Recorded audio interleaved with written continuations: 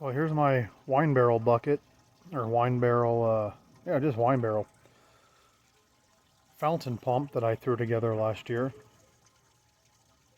I bought the wine barrel for, I think I paid 60 bucks for it from a guy who sells them in Carson City, Nevada.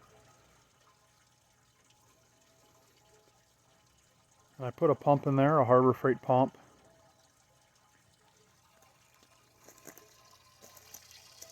Cut a square out here. Here's the plank I cut out. Put some of this metal mesh down. Bought a pump head from Tractor Supply. Took the internals out of it, so the pump's just pumping right through it. I did go ahead and put some boiled linseed oil on it this year on the wood on the outside. You can see how full I keep it with water. Right up to that bunghole there. This is a nice feature, it draws the birds in.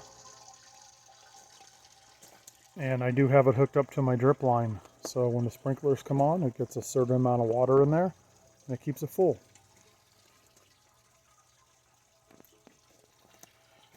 Neat little project. Like I say, it really draws the birds in.